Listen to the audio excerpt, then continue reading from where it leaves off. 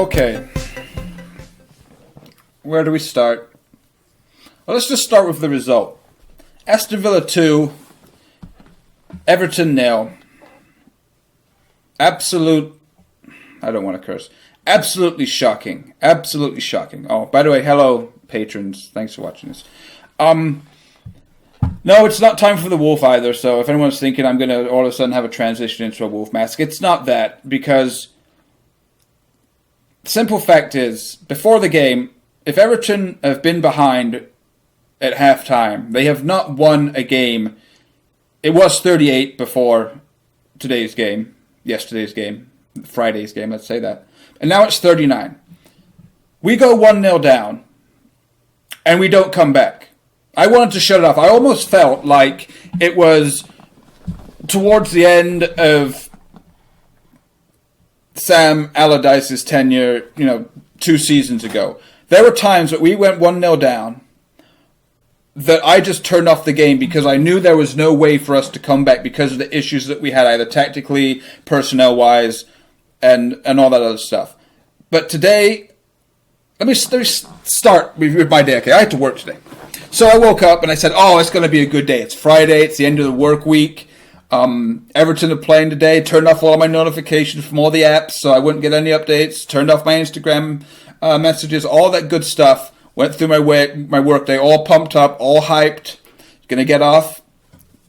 Day went swimmingly. Everything was good. Nobody leaked the score. Nobody spoiled it for me. Got home. Made myself a burger on the grill outside. Quarter-pound patty. Okay. Brioche bun, buffalo sauce, cheddar and Colby Jack cheese, and then to top it all off, I got naughty and put some jalapenos on it. Had some fries, used fresh fryer grease for the fries. Had myself an ice cold beverage. Sat down, had the dogs with me, ready to go. We're going top of the league. Maybe for 24 hours, but I get to look at the league table and go, Everton, above Liverpool. Above a whole bunch of other teams, just for that, just to have the screenshot and just to say, hey, one time this season, we were top of the league. And so I sat down. Having a good time, everything's going well. First 10 minutes, we do what we usually do. And the key to going away from home, because our form is so poor, you don't want to go behind early. You want to start off on the front foot, and that's what we did. Passed it around. Luca and Bernard did their thing. Seamus and Richarlison did their thing. But no end product, and we just do it all half-assed, all lackadaisical, it's just going to happen for us. Because there's no proof that it would ever happen for us, but we just think it's going to happen for us somehow. And then 15, 20 minutes in, you start to see all this, we're huffing and we're puffing, and nothing's really coming. It was great movement, and then you look at our defense, the spacing's correct, we're moving as a unit, everything looks good, and then all of a sudden, we start to notice that, Andre Gomez is having a pretty shite game. First touch is absolutely dreadful. Him and Schneiderlin seem to be when Aston Villa are actually pressing on and doing a little bit. There's too wide of a gap in the midfield between those two. Neither of them are really that mobile. Nobody seems to be closing down and doing all the work that Idrissa Gana Gueye did by himself last season, obviously. And that's just not what we can, you just can't get through a game doing that. They've got Jack Grealish in there. Tidy, fast, quick, alert player, could pick a pass. Same with McGinn, low center of gravity, quick, running off players, getting into nice little pockets of space. We couldn't keep track of them. And then a series of events that, how do you say it? I guess epitomizes what the problem was with us this game and what seems to be like a juvenile, what's the correct word? Naive way of doing things. First of all, the ball comes into Bernard in the middle of the park. And I can't tell, and I've looked back a whole bunch of times, either his first touch is absolutely shocking for a player of his technical ability, or he tries one of those things where, I played football, I'm sure some of these viewers play football, where you see the space, you're kind of taught to do this, that you've got a player over here and a player over here, and you're in the middle, and there's space in front of you, there's nobody coming back, so you play it off yourself, you try and give yourself some space. So it's like a heavy first touch, but like a controlled heavy first touch, if you know what I'm saying. And so if that would have come off, Bernard would have passed it in front of himself, Dominic Calvert-Lewin was running on, Richarlison was gone. You know that Luca Dean's bombing down the left-hand side, and Sigurdsson's somewhere in there, probably in a pocket of space, ready to do something. So what Bernard has to do is kick it in front of him, look up, he's got 180 degrees, pick a pass, on the ground, over the top, and then you get in the box, on the ground and you go in the box. A whole bunch of stuff could have came from that. But the touch is way too heavy.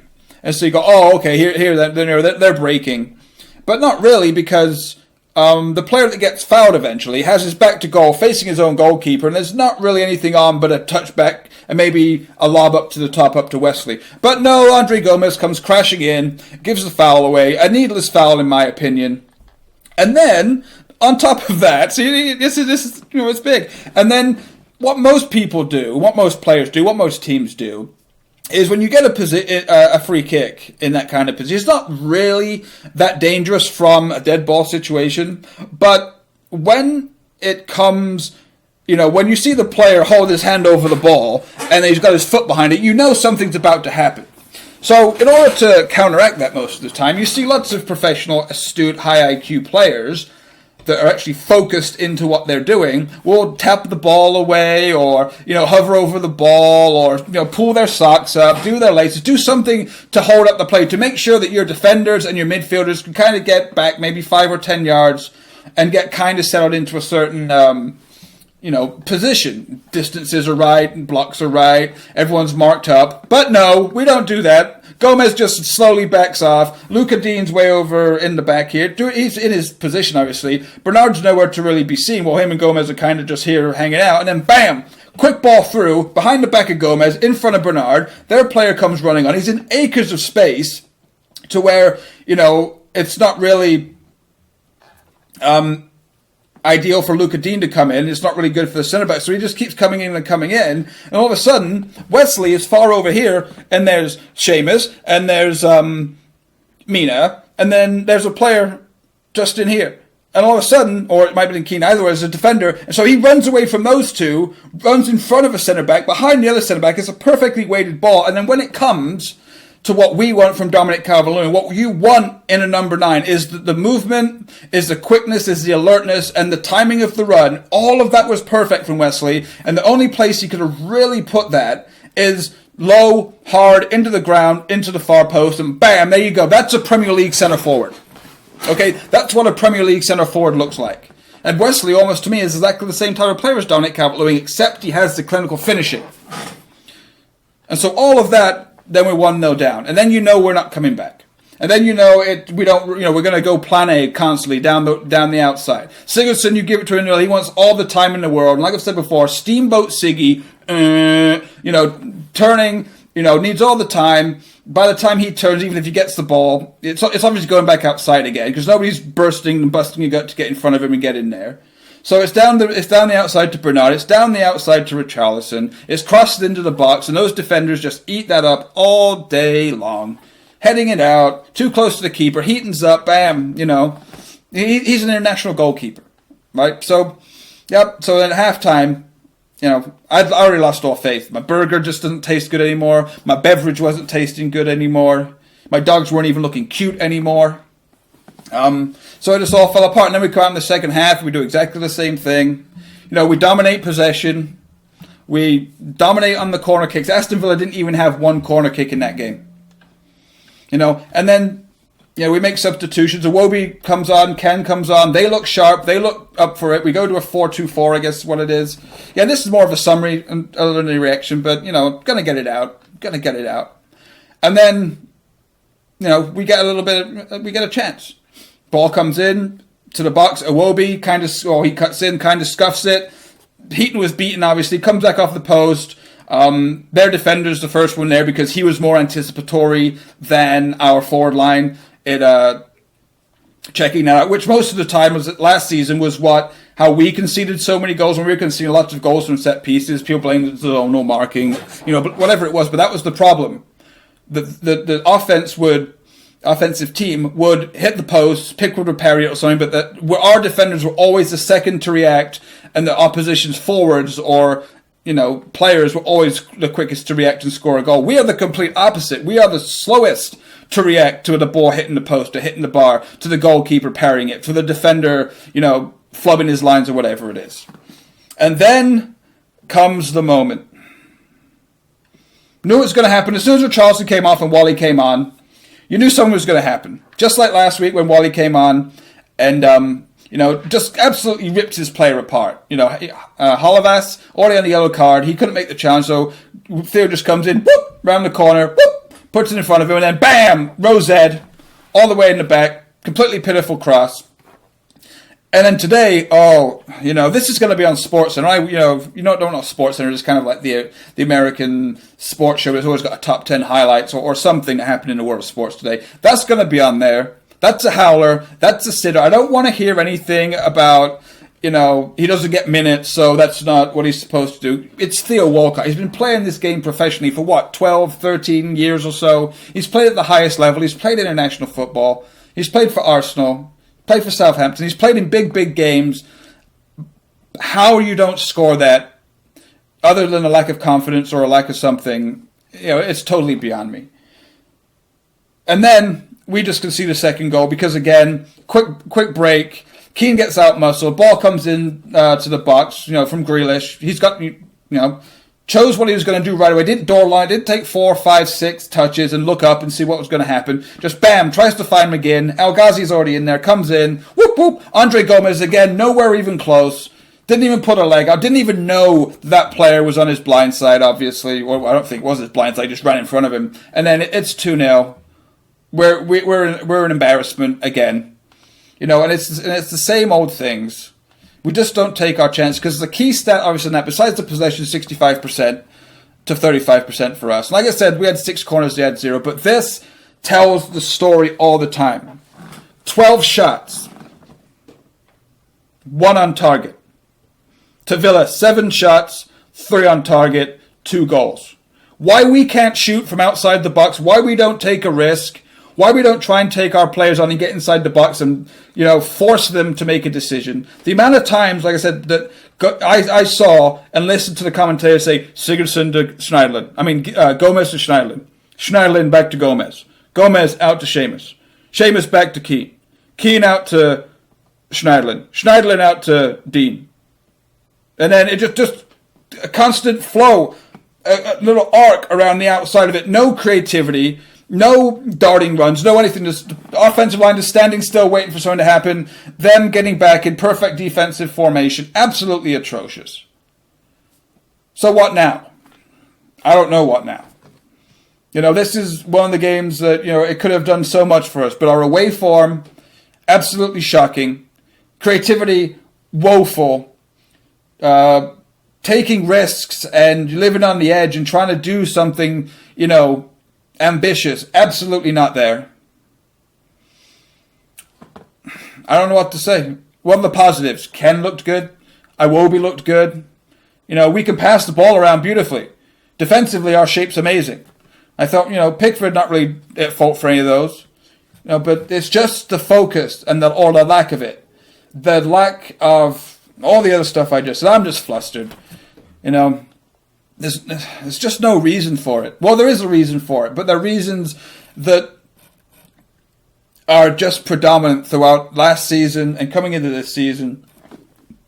But, it is what it is. I've already said plenty of times, I'm not judging, Marco Silva's, viability to be the manager of this team until the summer transfer window's done at the start of next season, and then I'm going to judge Marco Silva, Marcel Brands, Mashiri, the direction of Everton, all that stuff, at the end of next season. I'm not one of these people that, overreacts and says Silva out and, our transfer policy was, crap. Yeah, we should have got a centre back. Yeah, we haven't replaced Ghana because that was clearly already stated we were missing somebody like Ghana because Ghana makes Gomez tick. Or makes him that he doesn't have to play that amount of times. The amount of times I also saw Gomez coming deep to pick up the ball more than Morgan Schneiderlin was just completely, amazing to me. Because why Schneiderlin playing higher up than Andre Gomez?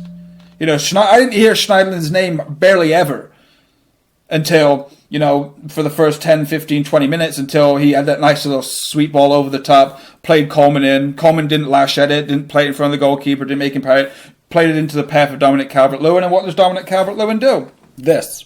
This is what he does. You want to take a look at this with me? Okay, here we go. I'll blow it up for you. I'll blow it up nice and big. Okay, let's get this right. Okay, Ian Wright, Didier Drogba, Fernando Torres, Ronaldo, Messi, doesn't matter. Look at that, people. Just look at that. And tell me what the problem is with that. Tell me what the problem is with that. You don't need to. I already know. That sums up what our number 9 does. And yes, Dom loves the club. He's proud. There's 1,000 positive things that we can say about Dominic Calvert-Lewin as a person and as a player. But this is a serious, deadly issue that we need to address. Maybe we will have to link in when Moise Kean comes in. But that, I'm sorry, that is just unacceptable in so many different levels. And now my dad's texting me and getting on me about this. He supports Swindon Town, by the way. But you know what? Sorry. Sorry, moving on. Let's go. Move on. And why is it straight down the middle of the goal? Like, I can come up with 10, 20 different situations or players that would... Hold on. Oh, sorry. Dogs started fighting. I guess I was talking a little too aggressively about this shit result from Everton. Anyway, so, yeah. So what? You got Ian Wright, you got Dennis Bergkamp, you've got Didier Drogba, you've got Van Nistelrooy, you can pick up all the players, Harry Kane, Sergio Aguero, all these different players that you knew when Seamus Coleman put that ball into the box, or any player would have put that into the box. That's 1-0. That's getting buried there. He's just going to put his laces through it into the ground. Bang. That's 1-0. Doesn't matter. He's already celebrating. You know how you score a goal sometimes? And we see players like, you see the ball coming in, it's like, and here it comes to Ian Wright, and it bang, bottom goal. He's already got arms out, already celebrating before the crowd's even seen the ball go in, before the crowd's even had time to react. You know, world-class players, Messi, Ronaldo, doesn't matter. I can probably name 150. Or I can probably name 1,878 players that can would have finished that with a plum. But not our number 9. Nope. So, same things. Boring, pedantic, one-dimensional football. Not creating enough chances. Not taking enough risk in the final third. Not being creative enough. And not being alert enough. Not sensing danger in the middle of the park before it comes. And... Alright. Okay, fellow patrons.